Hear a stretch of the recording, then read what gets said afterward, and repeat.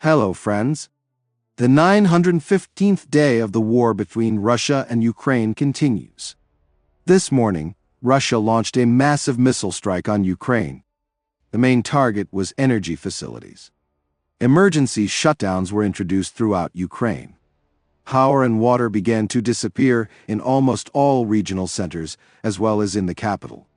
Incoming missiles have been confirmed at facilities including energy facilities. Entire districts and entire cities have been de-energized. In total, 15 regions were damaged after the shelling, according to the Cabinet of Ministers. Near Kyiv, a missile hit the Kyiv hydroelectric power station. According to the media, the missile hit the turbine hall. The authorities reported that 2 energy facilities in the region were damaged. Then Deputy Foreign Minister Sybiga confirmed that this was the Kyiv hydroelectric power station. There is also a video online of damage in the area of the dam, which was closed to cars today. And next, I was supposed to tell you how many missiles were launched and shot down, but let's do it next time. Now I want to be not a blogger, not a journalist, if you can call me that, but an ordinary Ukrainian, which I am. So, the Washington Post previously reported that the Ukrainian armed forces offensive in the Kursk region had disrupted secret negotiations on a partial ceasefire that were supposed to begin in the capital of Qatar. Delegations from Ukraine and Russia were supposed to meet in Doha at the end of August for talks that could stop mutual attacks on the energy sector. Preparations for the talks had been going on for more than 2 months, and only minor details remained to be agreed upon. Le Monde also reported on the breakdown of the talks, citing sources close to the matter. Friends, we may not believe this information, but as they say, there is no smoke without fire. Let's move on. Even before today's shelling, Energy Minister Galushchenko said that next winter would be worse than the previous one. We need to prepare for a difficult winter. Unfortunately, it will really be more difficult than the previous one. However, we must try to have the ability to provide autonomous supplies. For our part, we will do everything so that this is not necessary, he said in an interview. Energy expert Zakrevsky predicted that in the best case, there would be no electricity for 6 to 8 hours in winter and for 12 hours in the worst case. Member of the Verkhovna Rada Committee on Energy Nagornyak stated that in winter, if the outside temperature is 10 degrees below zero, there might be no electricity for 8 to 10 hours a day. I would like to note that all these statements were made before today's shelling. I would also like to add that, unfortunately, in my personal opinion, the Russians will not stop there. By the way, while I was writing this article, news appeared that tomorrow in Kyiv and 4 regions, there will be no electricity for 7 hours straight.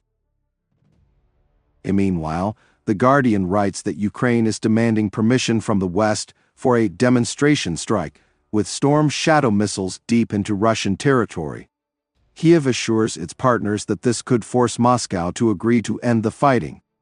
Senior figures in Kyiv have suggested that the use of Anglo-French weapons in a demonstration attack would show the Kremlin that military installations near the capital itself could be vulnerable to direct strikes. According to a senior government official, Russia would only consider negotiations if it believed that Ukraine was capable of threatening Moscow and St. Petersburg.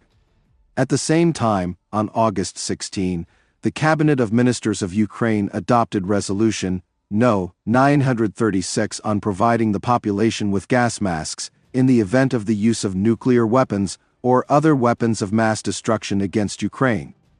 The government resolution states that local administrations should provide gas masks to the non-working population, accumulating protective equipment for this purpose as part of local municipal reserves. Those working in economic entities belonging to the category of civil protection should be provided with protective equipment by enterprises at their own expense. Civil servants will be provided with protective equipment by authorities at the expense of the state budget. The resolution states that business entities must comply with the standard for storing protective equipment 1 gas mask per person and an additional 2% of gas masks. Protective equipment in the event of the use of nuclear or other weapons of mass destruction will be issued free of charge and is not subject to return. Also today, the Financial Times writes that by launching an offensive on the Kursk region, Ukraine crossed the red lines of not only Russia, but also the United States. Washington considered the possibility of transferring the war to Russian territory dangerous and sought to avoid World War III, even by reducing support for Ukraine. But Ukraine is fighting for its survival. It would agree to direct U.S. participation in a war with Russia, the publication writes.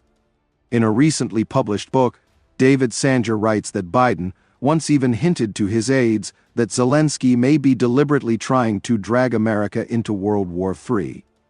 The authors of the article believe that the Ukrainians followed Israel's example by taking military action without U.S. approval, expecting that if they were successful, they would receive American approval retroactively. And if they failed, the United States would help cope with the consequences. However, the Financial Times believes that the United States is unlikely to throw caution to the wind and therefore will continue to avoid a direct conflict with Russia, seriously fearing a nuclear war. The U.S. does not believe that the last red line has been successfully crossed. Biden's advisors continue to believe that if Putin believes that his regime is on the verge of total defeat, the Russians may resort to using nuclear weapons. When the Ukrainians complain that their allies are afraid of the idea of victory, they are right, the publication summarizes. Hey guys, that's all I have for today. Those who understood my message understood. Those who did not, so be it. I do not have time to make information on the fronts today. There were problems with the internet. By the way, I am still making material without electricity, but it's good that at least the internet has appeared. Thank you for watching and peaceful skies above your heads.